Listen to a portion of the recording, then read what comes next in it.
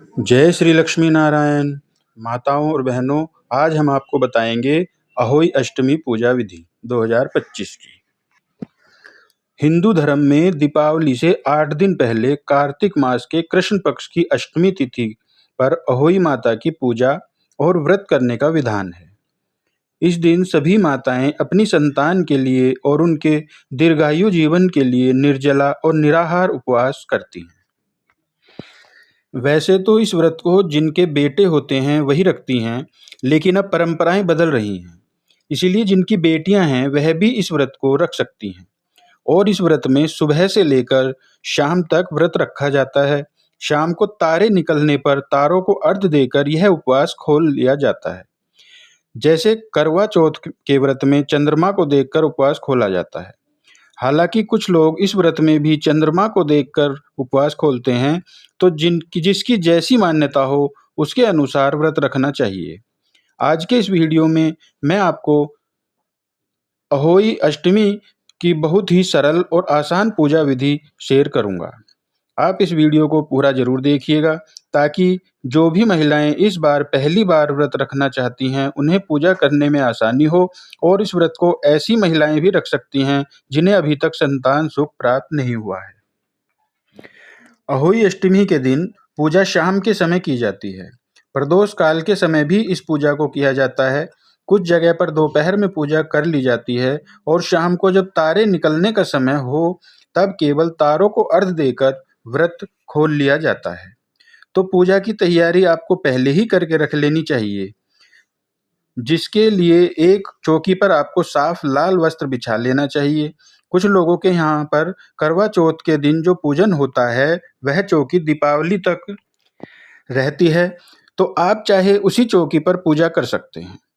अब सबसे पहले आपको चौकी पर वस्त्र बिछाकर गंगाजल छिड़क कर शुद्ध कर लेना चाहिए। अब आपको अहोई माता का पोस्टर, कैलेंडर, तस्वीर, फ्रेम जो कुछ भी आपको मिले वह आपको चौकी पर स्थापित करना है। यदि कैलेंडर हो तो उसे दीवार पर आप किसी भी टेप आदि की मदद से टांग सकते हैं। अहोई अष्टमी के व्रत में मिट्टी का एक छोटा सा घड़ा जो करवे से थोड़ा बड़ा होता है वह लेना जरूर होता है। कुछ लोग 2 घड़े भी रखते हैं, तो आपने यहाँ की मान्यता के अनुसार, आपके यहाँ की मान्यता के अनुसार मिट्टी का घड़ा लें आप और उसे पहले पानी में भिगो कर रख लें। सारे मिट्टी के भी जो भी बर्तन हैं उसे 1-2 घंटे पानी में भिगोने के बाद ही आप पूजा में प्रयोग करें। अब उस मिट्टी के घड़े के अंदर आपको कोई भी अनाज भर लेना है। कुछ लोग अक्षत यानी चावल भरते हैं, कुछ लोग गेहूं भरते हैं, कुछ लोग ड्राई फ्रूट भी भरते हैं। तो आप अपनी सामर्थ्य के अनुसार जो भी चाहे अपनी इच्छा से अनाज इस घड़े के अंदर भर सकते हैं। अनाज को घड़े के अंदर भरने के बाद अब हम उस कलश का, उस घड़े का जो भी पूजन करेंगे, घड़े के कंठ पर हम होली का कलावा बांध लेंगे और घड़े पर भी वह स्वास्तिक का चिन्ह बना लेंगे। और इसके अलावा आपको एक और कलश चाहिए होगा। इसके अलावा आपको एक और कलश चाहिए होगा। टोटी वाला कलश हो तो मिट्टी का, सिंपल कलश हो, छोटा लोटा हो तो वो आप ले सकते हैं, या कोई भी स्टील का या धातु का लोटा जिसमें हम जल भर कर रखेंगे, जिनसे हमें तारों को जल का अर्घ्य देना होता है, वो आपको हाथ में रखना होता है। तो आपको 2 कलश तो चाहिए ही, चाहे मिट्टी का एक कलश हो, दूसरा स्टील का हो, यह दोनों ही आप मिट्टी के प्रयोग कर सकते हैं। अब जो दूसरा वाला छोटा लोटा है उसमें आपको जल भरना है, शुद्ध जल भरें, उस पे थोड़ा गंगा जल मिलाएं और फिर दूसरे कलश का भी इसी तरह से पूजन करना है। कंठ में कलावा बांधें और तिलक लगा लें, क्योंकि अहोई अष्टमी के व्रत में अहोई की माला का या लॉकेट भी पहना जाता है। जिनकी कोई संतान नहीं है वह बिना लॉकेट के भी पूजा कर सकती हैं, लेकिन जिनकी जितनी संतान हो उतनी संख्या में उतने मोती आपको इस लॉकेट में पिरोने होते हैं। शुरुआत में आपको 2-2 मोती डालने होते हैं। इसके बाद हर साल एक एक मोती आपको इस माला में चांदी का ही जोड़ना होता है, वह बढ़ाना होता है। तो चांदी की अहोई है, अहोई अहोई का लॉकेट है, वह आपको जिसमें अपने गेहूं भर रखे हैं उसमें आपको रख देना है, स्थापित कर देना है।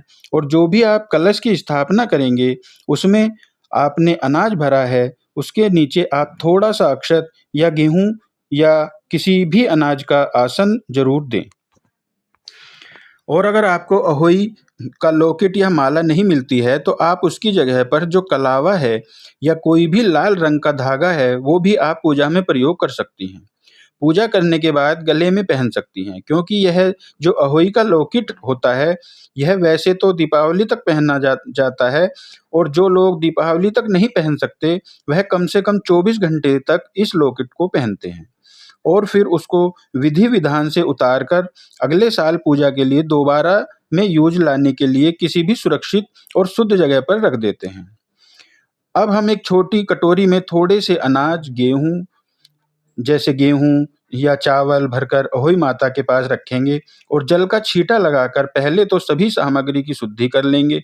अब हम सबसे पहले गणेश भगवान जी को, जो आपने चौकी पर पहले ही स्थापित कर लिए हैं, जिस समय आपने अहोई माता को स्थापित किया है, आप चाहें तो लपेटकर सुपारी में कलावा लपेटकर या गणेश भगवान की प्रतिमा यदि अलग से हो तो उनकी स्थापना चौकी पर करें।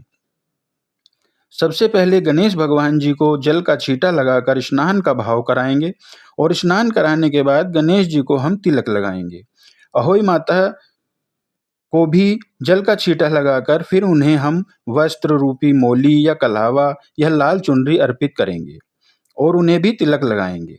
सभी पर हम अक्षत पुष्प अर्पित करेंगे, दीप जलाकर रखेंगे, धूप जलाएंगे और इस व्रत में हल्दी से अहोई माता का तिलक करना बहुत शुभ माना जाता है। तो अहोई के व्रत में आप हल्दी से तिलक जरूर करें। इस व्रत में शाहू की कथा सुनी जाती है। तो जो पोस्टर कैलेंडर हो, उसमें जितने भी आपको प्रतीक दिख रहे हों, उन सभी का भी आप तिलक कर लेंगे। फिर हाथ में थोड़े से अक्षत लेकर अहोई अष्टमी की कथा आपको पढ़नी या सुननी होती है। कथा के बाद आप कपूर जलाकर आरती उतारें। फिर अपने अपने यहाँ की परंपराओं के अनुसार अहोई माता को भोग लगाया जाता है। भोग मीठी चीज़ों का ही होना चाहिए। बहुत से लोग पुए का, मीठी पूरी का भोग लगाते हैं या फिर फल, मिठाई का भोग लगाते हैं। इस व्रत में भी बहाना निकाला जाता है। बहाना आप अपने परिवार में अपने से बड़ी, चाहे जेठानी हो, ननद हो या अगर सासू माँ हो, तो उन्हें आप दे सकते हैं। जो भी वस्त्र वह पहनते हों, आप उनके लिए वह वस्त्र यदि सामर्थ हो तो ले सकते हैं। वस्त्र ना देना चाहें तो आप केवल कुछ दक्षिणा, फल, मिठाई आप दे दें और उनके पैर छूकर उनका आशीर्वाद भी इस दिन अवश्य लेना चाहिए, क्योंकि वह व्रत जो है संतान से संबंधित होता है। अगर आपके बच्चे आपके साथ रहते हों, तो शाम की पूजा करते समय उन्हें भी अहोई माता की कथा सुनाएं और उन्हें भी तिलक लगाएं। कथा सुनते समय आपने जो गेहूं या अक्षत के दाने हाथ में लिए थे, उन्हें आप अहोई माता के आगे छोड़ दें। और क्योंकि इस व्रत में तारों का अर्घ दिया जाता है, तो कटोरी अपने अहोई माता के सामने रखी थी, उसी में से कुछ दाने लेकर आपको अर्घ देने वाला जो जल का लोटा है उसमें डालकर फिर तारों को अर्घ देना होता है। तारों की तरफ देखते हुए पूर्व दिशा की ओर मुंह करके आप शाम के समय तारों को अर्घ दें। ध्यान रखें, अर्घ देने वाला जो जल होता है उसके छींटे पैरों पर ना पड़े, तो नीचे कोई पौधा, गमला वगैरह आप रख लें या कोई खाली बर्तन रख लें। और तारों की आरती उतारने के बाद होई माता से और जितने आसमान में तारे हैं उन सभी से प्रार्थना करें कि वे आपकी संतान को दीर्घायु रखें, निरोगी रखें और उनका भविष्य सुखद हो, ऐसी कामना करें। और जो भी आपने अहोई माता को भोग लगाया है उसे प्रसाद रूप में अपने बच्चों को खिलाएं। अपने परिवारजनों में बांटकर स्वयं भी ग्रहण कर सकते हैं। इस व्रत में शाम के समय जो सात्विक भोजन आपने बनाया है, पूरी सब्जी का, आप वह खुद भी ग्रहण कर सकते हैं। पूजा की चौकी किसी किसी के यहाँ दीपावली के बाद, भाई दूज के बाद ही हटाई जाती है, और जिनके यहाँ पर ऐसा नहीं होता है, वह अहोई अष्टमी के ठीक अगले दिन चौकी हटा सकते हैं। जिसमें आपने जिस घड़े में गेहूं भरकर रखे थे, उसमें और गेहूं मिलाकर आप किसी भी निर्धन सुहागिन महिला को दे सकते हैं या किसी भी गरीब महिला को दे सकते हैं। और इसके अलावा कुछ लोग बहाने में भी इस घड़े को पूरे घड़े सहित अपनी सासू माँ को या जिन्हें भी आप बहाना दिया है आपने, उन्हें और गेहूं मिलाकर या उसमें अनाज भरकर या अलग से अनाज देकर उन्हें बहाने के रूप में दे सकते हैं। जिनके यहाँ अहोई अहोई की पूजा सुबह, दोपहर या शाम जिस समय भी होती हो, उस समय पूजा करने के बाद जो अहोई माता का लॉकेट है, वो गले में पहन लेना होता है। और पहनने के बाद आप उसे जब भी आपके यहाँ पर उतारा जाता हो, उस समय विधि विधान के साथ उतार दें। कुछ लोगों के यहाँ अहोई माता की पूजा करते समय जल के 2 करवे या 2 कलश भरकर रखे जाते हैं, जिनमें से एक से तो तारों को अर्घ दिया जाता है और दूसरे वाले कलश को दीपावली तक ऐसे ही रखा जाता है। और दीपावली के दिन सुबह-सुबह उस जल के छींटे घर में लगाने के बाद बच्चों के नहाने के पानी में मिला दिया जाता है, आशीर्वाद रूप में। इस दिन व्रती महिलाओं को भूलकर भी कोई भी पेड़ पौधा नहीं उखाड़ना चाहिए और नाखून, बाल इत्यादि नहीं काटने चाहिए। साबुन, शैम्पू और तेल आदि का इस्तेमाल करने से भी बचना चाहिए। यह थी आज की विधि अहोई अष्टमी की। आइए अब हम आपको अहोई अष्टमी का व्रत की कथा सुनाते हैं। व्रत करे माँ अहोई, संतान हित यश मान आशीष दे। माँ अहोई पूरन हो सब काम माता पूजे। अहोई रखे पुत्र का ध्यान, धन धान्य सुख समृद्धि पाए। परिवार महान आप सभी को अहोई अष्टमी की ढेर सारी शुभकामनाएं। अहोई माता सभी की संतानों की रक्षा करें और निसंतानों को संतान सुख प्राप्त करें, प्रदान करें। अहोई अष्टमी हिंदू धर्म में माताओं द्वारा अपने पुत्रों और अपनी संतान की लंबी आयु और सुखमय जीवन के लिए रखा जाने वाला एक महत्वपूर्ण व्रत है। और यह व्रत विशेष रूप से उत्तर भारत में मनाया जाता है, जहाँ माताएं अहोई माता की पूजा करके निर्जला उपवास रखती हैं और कार्तिक मास के कृष्ण पक्ष की अष्टमी तिथि को यह व्रत रखा जाता है। दिन भर उपवास रखने के बाद शाम को तारों की छाँव में अहोई माता की पूजा करके तारों को अर्घ देकर व्रत की कथा पढ़ी और सुनी जाती है और उसके बाद व्रत खोला जाता है। आइए आज हम सभी इस शुभ अवसर पर अहोई माता की कथा का श्रवण करते हैं। आप सभी अपनी अपनी संतान की सुख समृद्धि, उनके उज्जवल भविष्य और उनकी दीर्घायु की कामना के लिए कमेंट बॉक्स में अहोई माता की जय जरूर लिख दीजिएगा।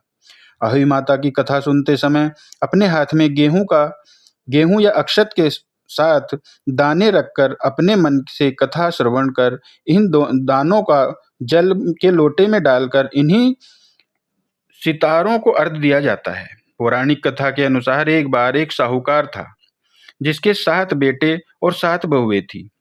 साथ ही एक बेटी थी। दीपावली से पहले घर को लीपने के लिए इकलौती ननंद अपनी भाभीियों के साथ जंगल में मिट्टी खोदने गई। जब वह मिट्टी खोद रही थी कि वहां पर शाह की यानी कि सेई की मां थी। मिट्टी खोदते समय ननंद के हाथ से खुरपी लगकर सेई का एक बच्चा मर गया, जिसे देखकर शाऊ बहुत क्रोधित हो गई। दुखी होकर शाऊ माता बोली कि अब तेरी कोख बांधी। तब ननंद अपनी 7 भाभीियों को कहने लगी कि तुम में से कोई मेरे बदले कोख बंधवा लो। लेकिन सबने इनकार कर दिया, परंतु छोटी भाभी सोचने लगी कि अगर मैं अपनी कोख नहीं बंधवाऊंगी तो सासू नाराज होगी। ऐसा विचार कर ननंद के बदले में छोटी भाभी ने अपनी कोख बंधवा ली। इसके बाद जब भी उसका लड़का होता तो 7 दिन बाद वह मर जाता। एक दिन उसने पंडित जी को बुलवाकर पूछा कि पंडित जी, मेरी संतान 7वें दिन ही क्यों मर जाती है? तब पंडित जी ने कहा कि तुम सुरही गाय की पूजा करो, सुरही गाय की सेवा करो, क्योंकि सुरही गाय शाऊ माता की सहेली है। जब वह तेरी को खोल देगी तभी तेरा बच्चा जिएगा। इसके बाद से छोटी बहू सुबह जल्दी उठकर चुपचाप सुरही गाय के नीचे साफ सफाई करके आ जाया करती थी। गौ माता एक दिन बोली कि आजकल कौन मेरी सेवा कर रहा है, सो आज देखूंगी। एक दिन गौ माता खूब जल्दी उठ गई। क्या देखती हैं कि एक औरत आकर उसके नीचे गोबर आदि साफ करके चली जाती है। गौ माता उससे बोली, मैं तेरी क्या सेवा कर सकती हूँ? मैं तेरी सेवा से बहुत प्रसन्न हूँ, जो चाहे वो मांग ले। तब साहूकार की बहू बोली कि शाहू माता आपकी सहेली हैं और उसने मेरी कोख बांध रखी है, सो हे गौ माता मेरी कोख खुलवा दो। गौ माता कहने लगी, बहुत अच्छा, अब तो गो माता समुद्र पार कर अपनी सहेली के पास उसको लेकर चल पड़ी। रास्ते में कड़ी धूप थी, सो वे दोनों एक पेड़ के नीचे जहां पर गरुड़ पंछी रख का बच्चा था वहां सो बैठ गई। तभी थोड़ी देर में एक सांप आया जो कि गरुड़ पक्षी की के बच्चों को डसने जा रहा था। साहूकार की बहू ने यह देखा तो सांप को मारकर ढाल के नीचे दबा दिया और बच्चों को बचा लिया। थोड़ी देर बाद पंख गरुड़ पंखनी आई और वहां पर खून पड़ा हुआ देखा तो साहूकार की बहू को चोंच मारने लगी। उसने सोचा कि हो न हो इसी बहू ने मेरे बच्चों को मार डाला है। तब साहूकारनी बोली कि मैंने तुम्हारे बच्चों को नहीं मारा है, बल्कि सांप तेरे बच्चों को डसने आया था। मैंने तो उस सांप को तेरे बच्चों को बचाया है। यह सुनकर गरुड़ गरुड़ पक्षी खुश होकर बोली कि मांग, तू क्या मांगती है? साहूकार की बहू बोली, हे गरुड़ पक्षी, मुझे 7 समुंदर पार शाहू माता के पास पहुंचा दो। गरुड़ पक्षी ने दोनों को अपनी पीठ पर बिठाकर शाहू माता के पास पहुंचा दिया। शाहू माता उन्हें देखकर बोली कि बहन बहुत दिनों के बाद आई। फिर कहने लगी, बहन मेरे सिर पे जूं पड़ गई, जरा मेरे सिर के से जुएं तो बीन दो। तब सुरही गाय के कहने पर साहूकार की बहू ने सलाई से उनकी सारी जुएं निकाल दी। इस पर शाहू माता प्रसन्न होकर बोली कि तूने मेरे सिर में बहुत सलाई डाली है, इसलिए 7 बेटे और बहुएं तुझे मिलेंगी। यह बोली, हे शाहू माता, मेरे तो एक भी बेटा नहीं है, 7 बेटे कहाँ से होंगे? शाहू माता बोली, वचन दे दिया सो दे दिया। वचन से फिरूं तो धोबी कुंड पर कंक्रीट की बहू बोली, मेरी कोख तो तुम्हारे पास बंद पड़ी है। यह सुनकर शाहू माता बोली, तूने तो मुझे ठग लिया और मैं तेरी कोख खोलती हूँ। खोलती तो नहीं, परंतु अब खोलनी पड़ेगी। जा, तेरे घर तुझे 7 बेटे और 7 बहुएं मिल जाएंगी। जाकर उन मन करियो 7 अहोई बनाकर एक मन 7 अहोई बनाकर 7 कढ़ाई करियो। साहूकार की बहू खुश होकर घर लौट आई। घर लौट कर आई तो देखा 7 बहुएं और 7 बेटे बैठे हुए हैं। वह बहुत खुश हो गई। तब उसने 7 अहोई बनाई, 7 उजम किए और 7 कढ़ाई की। रात में समय जेठा आपस में कहने लगी कि जल्दी जल्दी नहाकर पूजा कर लो, कहीं छोटी बच्चों को याद करके रोना न लग जाए। थोड़ी देर में उन्होंने अपने बच्चों से कहा कि जाओ बच्चों, अपनी चाची के घर जाकर देख कर आओ कि वह आज अभी तक रोई क्यों नहीं, क्योंकि हर साल अहोई अष्टमी के दिन छोटी बहू अपने बच्चों को याद करके खूब रोया करती थी। बच्चों ने जाकर देखा कि चाची तो कुछ मान रही थी, खूब उजम हो रहा है। यह सुनते ही जेठा दौड़ी दौड़ी उसके घर आई और जाकर कहने लगी, छोटी बहू, तेरी कोख तो बंधी हुई थी, तूने कैसे कोख खुलवा ली? तो वह बोली, तुमने तो कोख बंधवाई नहीं, सो मैंने ही कोख खोल दी। शाहू माता के कृपा करके मेरी कोख खुलवा दी है। शाहू माता, जिस प्रकार आपने अपनी को मेरी कोख खोली, उसी प्रकार संतान सुख की इच्छा रखने वाली सभी महिलाओं की कोख भी खोल देना। संतान सुख की कामना रखने वाली हर महिला को संतान सुख देना। जिनकी संतानें हैं उनकी सभी संतानों की रक्षा करना। प्रेम से बोलिए, अहोई माता की जय। ओम जय अहोई माता की जय। आइए अब अहोई माता की आरती करते हैं। ओम जय होई माता, मैया जय होई माता। माता तुमको निस दिन ध्यावत, हरि विष्णु विधाता। ओम जय होई माता, माता ब्रह्माणी रुद्राणी, कमला तू ही है जग माता। माता सूर्य चंद्रमा ध्यावत, नारद ऋषि गाता। ओम जय होई अष्टमी माता।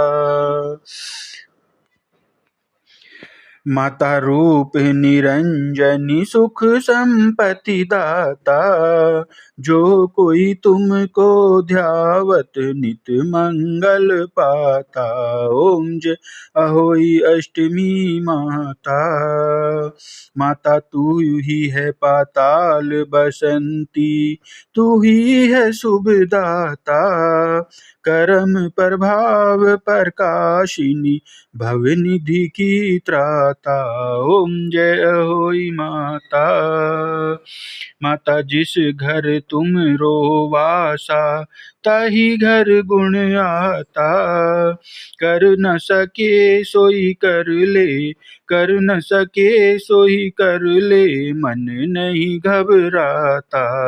ओम जय होई माता। माता तुम बिन सुख न होवे, न कोई पुत्र पाता। खान पान का वैभव सब तुमसे आता। ओम जय होई माता। माता शुभ गुण सुंदर युक्ता, क्षीर निधि की जाता। रतन चतुर्दश तुम बिन कोई नहीं पाता। ओम जय होई माता। श्री होई माँ जाकी आरती, जो कोई जन गाता। मैया प्रेम सहित गाता। उमंग अति उपजे, पाप उतर जाता। ओम जय होई माता। मैया जय होई माता। तो यह थी आज की वीडियो, आपको पसंद आई होगी। अगर कुछ कमी रह जाती है तो माताओं और बहनों आप अवश्य बताइएगा, और हमारे इस चैनल को सब्सक्राइब कीजिएगा और कमेंट कीजिएगा। बोलिए अहोई अष्टमी माता की जय हो। बोलिए लक्ष्मी नारायण भगवान की जय।